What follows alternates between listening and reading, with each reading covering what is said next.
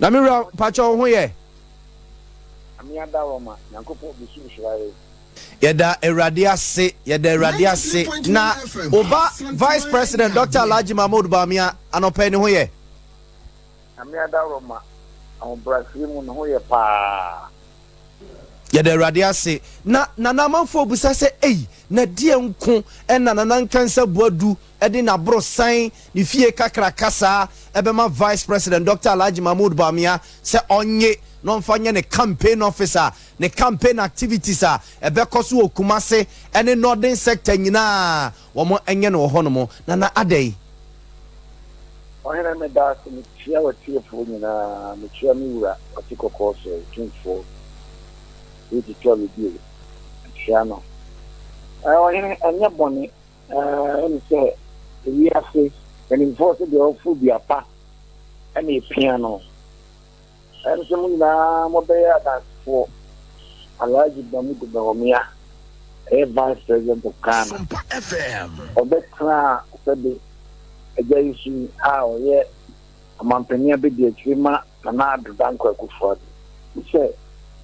Moshani Casa Moon, the Jumaya Moon, near my mono. I'm saying, and Kayabia, you know. So there was 21 so there was 2 million per year. And then the Juma Yin, and I walk account the year, Juma never be bring or dear go at Quemo. A Juma be another day, I can and said, I'm from one money chair, could ye? And there was no fear. The officer, it is the officer, the 40 years, the putting the year, never be bring a coso. I will, the Vice President will be here. It is only a man, you know, the passay ever. Na yakasa ye bottle ene ye ho abro enti yana da bia me kam MPP for mo nipa akudam bebre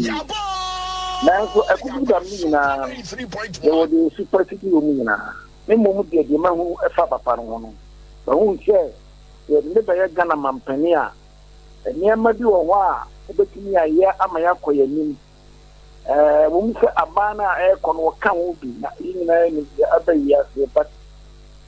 wo mu boy ho de papa no bo no ho de niam e koso na mi se eye ti e de se nsa abeboa enti e wona me de fie na me de man ye se me de man ko me ye fie mu nyina e de television ni bia ukoko ya me de kan ho so wonfa no mfa enso metum Ghana man enti boni bi anasema nyesika bia mana broso na me kan say no on the Ghana for wo penipa ansama ye kafia so ka de obi 3.1 ye wo betumi aye no ena te se wo ka na akwanya ya ba me de kan so bi akere mu so the media for ye hu ni aka no kre akwa ni nam kromu a ye se fa na Appiah study odi o mampani atem odi obi atem and no be anka mo view and now akwa ko tina pa bi se me dom for company dom mama oba ye no mama djuma no koye no ni bio fine o company dom mama apa me kaso ni na madam for ni pita o mu nyina madam for no wo mu na dom mama o mama djuma da president dom mama o mama djuma da and na me come up here said you not ta ne keka na wode ne nam kroma o ka obi anfi maybe o be come here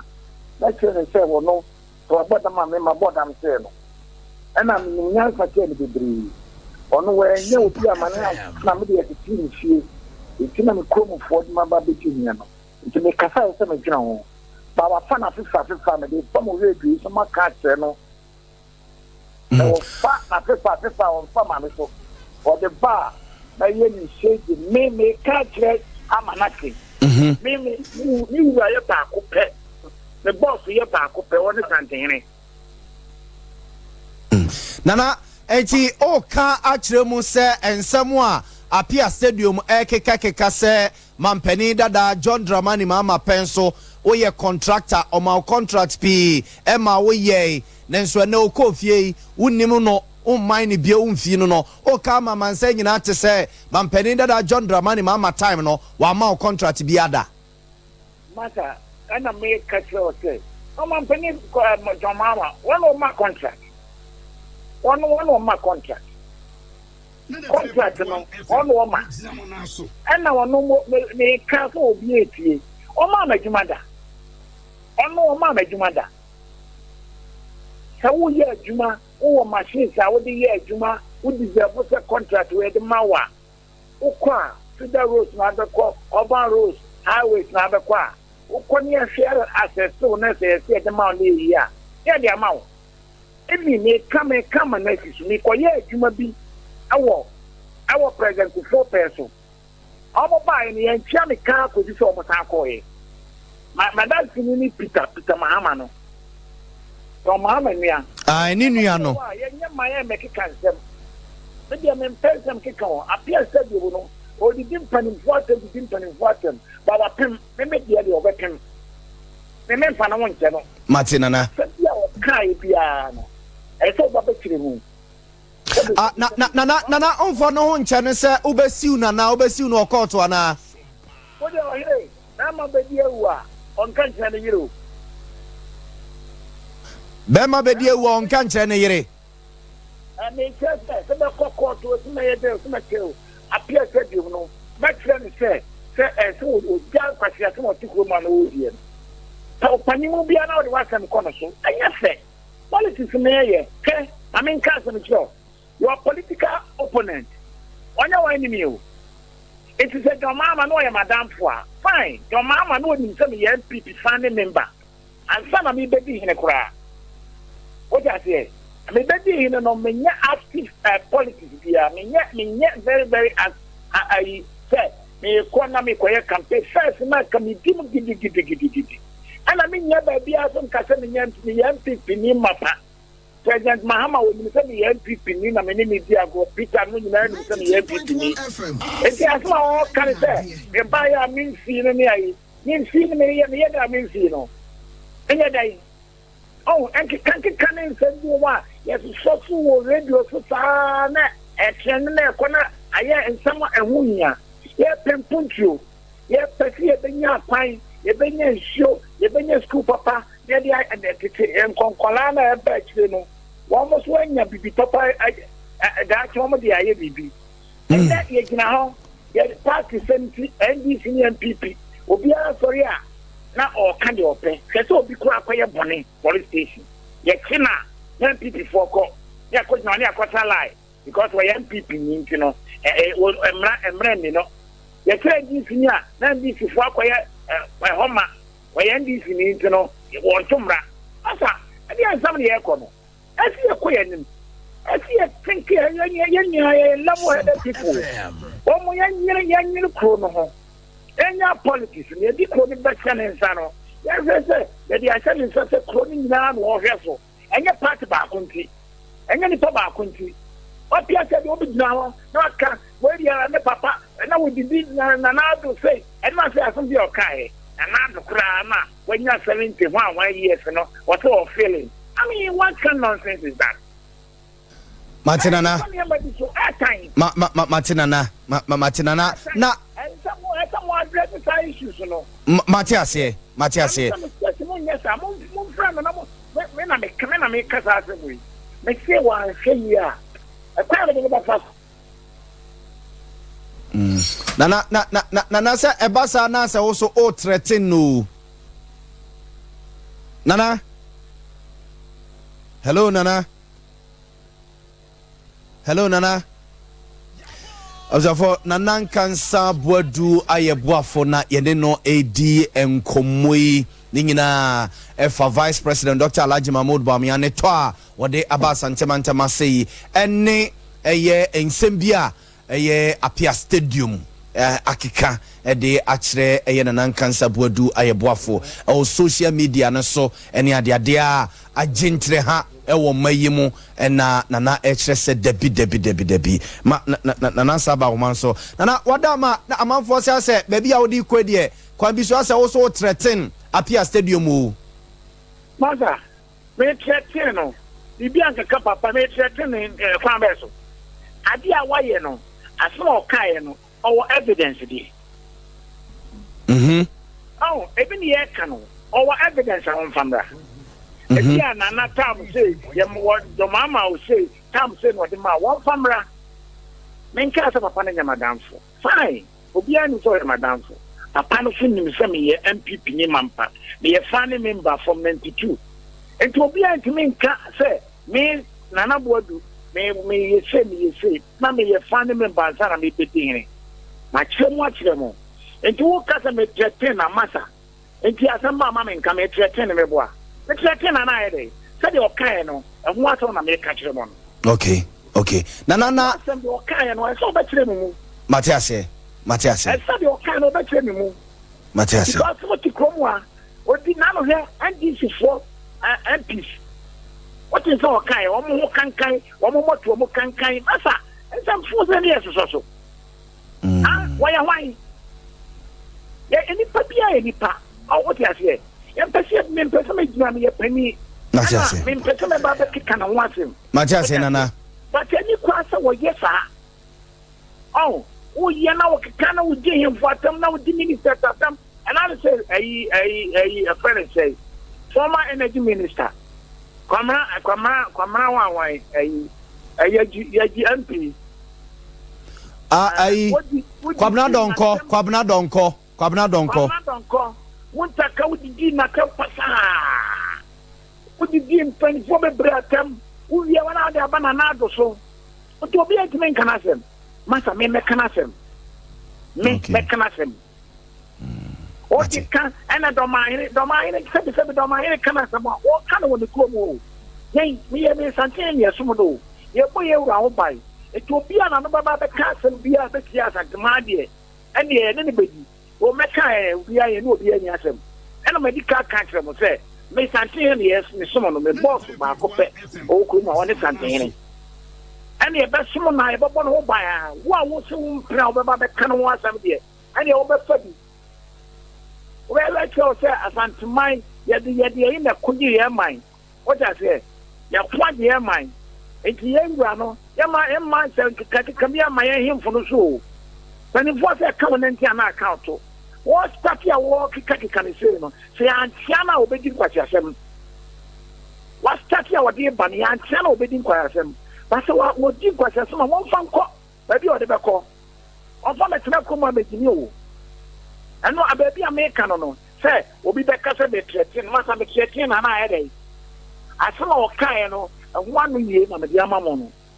it is so 1 year what about the can say that say you say that say who come ama o ma o say and who prepare me say ya make them no the sikakura ka mo no the sikakura mo no sika na wo ma juma me ye ni ma ba o be tia ye ama ma nyesa e Canada o ya say tia kwata e da o ya de dada me yes ba buy me wo party no ntima me be ka say party A party B enyina o man kikire me ye kikire e adwuma ne ye obi ba obeye bia na obi abeye bia to aso e obi antimi anye no uba wo sha afia uba no aba be hye so no wawie ne ekọ enya atemidie ne ani buase ne try ne be position di ena ye sa obi de obedi ntino okose obi Matias nana onka no akana sempoto wati baabi wo hu asem no oka nti e traffic amata asem wo akoso saa Daddy. Okay. Emra so say Appiah Stadium. Nana. Eti Matias. Eti Emra so say Appiah Stadium yetia no meboa. Emra so say Appiah Stadium baby o keka kono nipa bi frɛ no na omotia na enya ne kasakire meboa. Masa, sombanya ne kasakire so munya kasa me nim sa Appiah Stadium no me nim ba dia keke no ntini e fa na Appiah Stadium no ono aka was na me da stadium masa obia wo ba bia o France man wo be ni pakese etinya sa wo ye wo chimai wo ye we eno kwa de fa to ba bi what you say obia wo na hyehe Matias nana wo crash to no ba be minister wo crash to no ba be president no cre obia wo na hyehe no cre obia na Israel for no move the buze e be kun Jesus Christ man it not tene o wiase na ko mo nkono what you say SOMPA FM enti no eniema bi wo ho a and near maybe one will be ya. And some woman whose idea will ya who ya and crack it. And yet, that be I to about sweating penny water. And quality accident woman she had to be. And I got up Penimonia Colania. A Colabia to me continually doing access or radio so. No, I can't sample to no, they are or no call. Say no crack, say no crack, no, I can't. Appiah said you've been on other cannon, but so I can't or Kaja. My catch a man who mamma who said, make Juno. If you know, call for Fanano and make a campus and you. Minimum Cassay, ah, minimum Cassay. Let me the idea send them with his here. Nana. Let me the idea send them with his here. Nana, Pacha, idea. First send the bright, my. Minimum Cassay, making us send the Abramus here. Nana, Pacha, for bright phone, so my.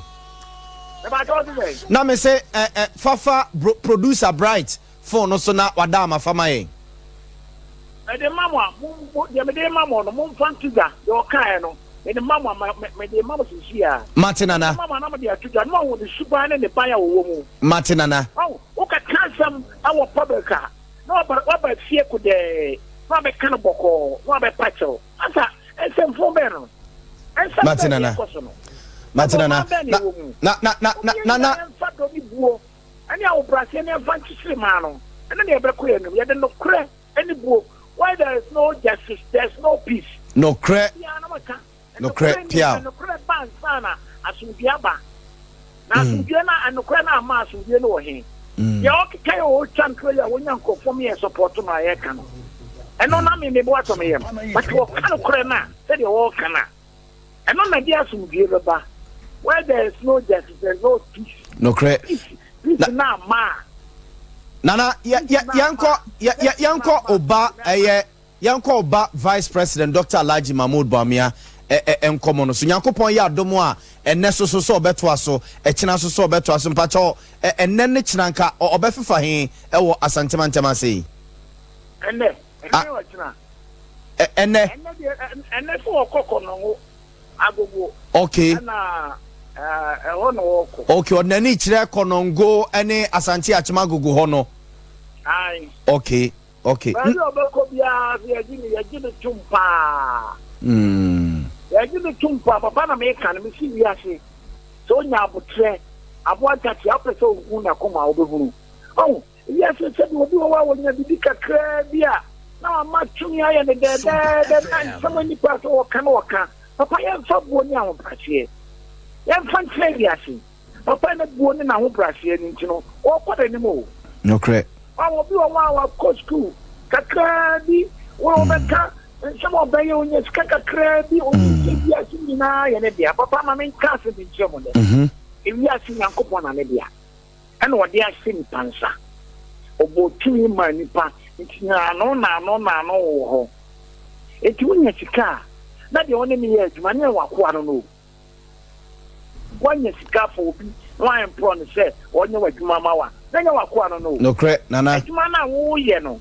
wo nipa ba akopɛ na wanya sika no sɛ wan fa nipa ne nipa na amwa wa wontimi nya adwuma no correct fa me opa akobusa no workers over ne me workers to nsa didi so obi a wonimi oba me ne me mpani fo to nsa didi ayi fo me no to nsa didi sabi yewa otopon and yina ko tranche ni didi eno ne friend leadership anya leadership ni say obetra no nya sika no aye kutan na watoka che ewiase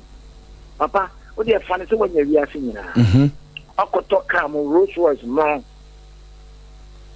o de wase watare fita o na o yire na o mati mo ko ewiase na mse nya wo die ntino ebi abola card be kini ati free na me anya wadoma wode baba babo ka mu na wato no ena o mba ni nyina kumo mu nyina dako no crepa nana no crepa enti Nyankopon ne hwe nipa so na enti Nyankopon na mani pa ye wodefo no crepa komo aye obi nya sika ye di na tem yeah say tini Chelsea ye heroes no crepa komo aye bobra no tini mpo mo abaso no mo bobra no mo mo obi nya sika kromo a wan kwaji sika du akoton kokie etim panimfo na sisu na sai cocaine to kedro na no omode yakopon ko na mani pa wo ye odefo ena mama me ayi ame katre ganafo mama ye fabu mama ye heroes mama ye muye ho mama ye nkoye nim mama ye mobra ne nkoye nim na obi anya sika no obobra se wa tinya mo na baso a akola o ti ho no adenki ho no so baba de hia bi for example say obi anya sika for say akwakoje wa ye sakawa akwaje sika duro enti akola na wo na wo feba no saa de ne dane tirim ade no se ni o ese dane tirim se obekwa akoje okupesikantem enam se waka kire ne sika duro wo nti no obekwa akopefuo no wado obeyire no wa kostu no obeye pakase ade wo ni tirim an se ye sika duro enti ma wie school dia me kopesika duro na kire kwai ba o katre oba ne se so we school na wo yire wo hia de o koye na wo kopo pie dia o ba obenya adwuma papa ye so pese wo ye famia ese wo yire ho na wo kopa asase na wo ye sia onyini ya wo kopa bi asase wo onwu se famia ni sika wo nti okoye bi obenya sika na yan nam si Nkansah chen kwala ni ntumi e kasika dro ne wa for one na ne ma no ne da wo mutim obi e kopa bi aye Okay. Nkansah papa and train Kolana Ebanum. Tu more to papa. Moving from radio so no more to Kolana to papa. You no more say, no more dear, near Yabo Graka Krama Yanko Pointrano. One more say, so no more Swamp Brandy. Okay, papa. And I da say, Yada Sepa, Yamin Srao Pa, no penny of futua, what day am I in Yamin Srao Pa, Nana? You. You, amen. Amen. Nana da say. I was for Nkansah Boadu Ayeboafo any nakwa kodi enkomono. Ningina Vice President Dr. Alhaji Mahmoud Bawumia na probo ene ensembia Appiah Stadium ede atuja ede afa no hom anana nana ekire se debi entwayi na ode afutu mamrantie ene mabawa yesi sunne na ye pebre bia bo se ne obi anya sika se o afrem ase nyame nsire nipa bio nti eno ene afutu a nana ede ema ye nyina